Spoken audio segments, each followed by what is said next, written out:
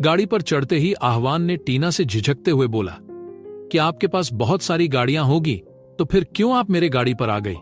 तो टीना ने कहा, बाइक की सैर एक्सपीरियंस करने बैठी, लगता है आपको अच्छा नहीं लगा। आह्वान ने यह सुनते ही अपनी जीभ दांतों के बीच दबाते हुए कहा, सॉरी मैम, मेरा वह मतलब नहीं था। जाने दे कौन से रेस्टोरेंट के पास छोड़ना है और आपके दोस्त मैडम आने तक वहीं रुकूंगा। आह्वान को पता नहीं था कि मैरा की टीना से क्या रिलेशन था, मतलब उसे नहीं पता कि मैरा उसकी दोस्त है या एम्प्लॉई। टीना ने अपने दोनों हाथों को पीछे के हैंडल पर रखा और थोड़ा झुकते हुए आह्वान के कान के पास बोली, नजदीक में कोई अच्छा रेस्टोरेंट है तो वह ले जाओ।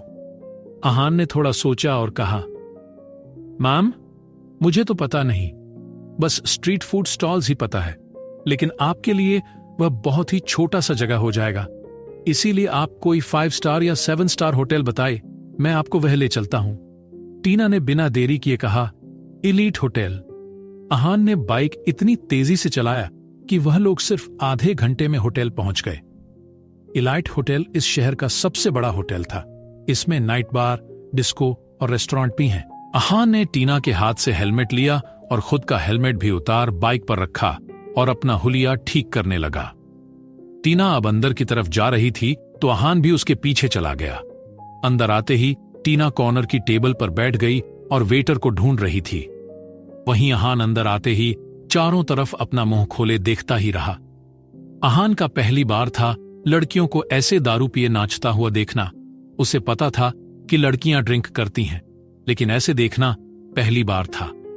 तब तक टीना ने वेटर को बुलाकर अपनी ऑर्डर भी बता दिया और अब वो अपने पास रखा आह्वान के फाइल की पन्ने पलट रही थी। इतने में मैरा होटल के अंदर आई और टीना के पास बैठ गई। यह देख आह्वान उन दोनों की तरफ आ कर टीना को देखते हुए कहा, माम, अब ये मैडम भी आ गई तो फिर मैं चलता हूं, और अपना फाइल हाथ में लिया। टीना ने मैरा की तरफ देखते हुए आह्वान का मजाक उड़ाते हुए कहा, कोई आज जॉब के लिए हमारे कार के नीचे आते आते बच गया और बिना कुछ मांगे ही जा रहा है, क्यों औकात याद आ गई अपनी।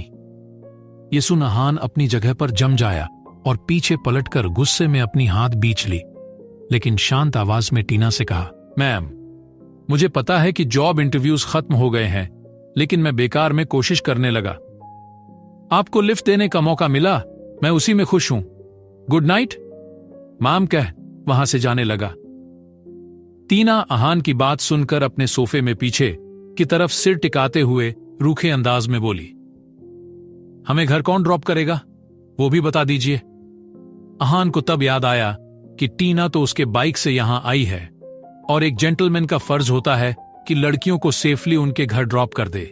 ये सोच आह्वान टेबल पर अपना फाइल रखा और मैरा के बाजू में बैठ गया।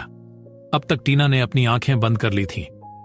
मैरा ने यह देख आह्वान की बाजू को पकड़ डिडेच अपनी तरफ करते हुए उससे हाथ मिलाया और हल्का सा मुस्कुराते हुए कहा, hi, my name is Maira, employee of Throne group, ma'am की subordinate, and you are? Aahvaan उसके आंखों में देख कहा, my self Aahvaan Malhotra, age 27 years old, graduated as a. Maira Aahvaan को बीच में रोकते हुए जोर से हंस पड़ी और कहा, sorry, I didn't mean it dude, ये कोई जॉब इंटरव्यू नहीं है, तो इतना फॉर्मल क्यों हो रहे हो? कम ऑन, हम यहां चिल करने आए हैं, सो बी कूल। कहे वह डांस फ्लोर की तरफ देखने लगी। तभी उसकी फेवरेट सॉन्ग बजा तो वो जोर से चिल्लाते हुए वहां से उठकर डांस फ्लोर पर चली गई। इस बीच टीना ने एक बार भी अपनी आंखें नहीं खोली, लेकिन सब सुन रही थी। इतने में वेटर टेबल पर खाना रखकर चला गया। आह्वान कभी खाने को देखता तो कभी टीना को, तो तभी टीना ने बिना आंखें खोले ही कहा, खाना तुम्हारे लिए है, खा लो वरना ठंडा हो जाएगा। चेहरे देखते ही पता चल रहा है कि तुम सुबह से भूखे पेट घूम रहे हो। ये सुन आह्वान हैरान हो गया और टीना से धीमी आवाज में हिचकिचाते हुए पूछा, खाने के बदले अगर जॉब मिल जाता तो? टीना अब आंखें खोल लिया और आह्वान की आंखों में देखते हुए कहा, वो भी मिल जाएगा, लेकिन कल सुबह। अभी के लिए खाना खत्म करो। मैरा अब तक डांस फ्लोर से टेबल तक आ चुकी थी और खाना देख आह्वान के साथ खाने पर टूट पड़ी थी। टीना उन्हें देख बिना भाव के अपने पास रखे बियर बॉटल्स खत्म कर रही थी। अहान ने हल्के से मैरा के कान में कहा, मैरा जी, आपने मैम को समझाया नहीं कि अल्कोहल लेडीज के लिए बहुत ही हानिकारक होता है। इससे फर्टिलिटी इश्यूज भी हो सकते हैं।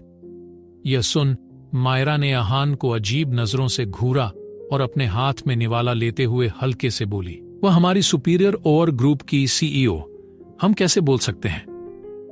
अहान ने टीना की तरफ एकटक घूरा और अपना सिर प्लेट में घुसा लिया और सोचा, शायद मैम बहुत दुखी है या फिर उनका दिल टूटा है, उनकी आंखें बहुत खाली हैं, बॉयफ्रेंड ने धोखा दिया होगा।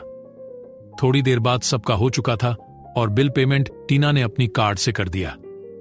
बाहर निकलकर मैरा अपनी मंजिल की तरफ चली गई और जाते जाते अहान को टीना के घर का पता और लोकेशन अहान के मोबाइल पर सेंड करके गई।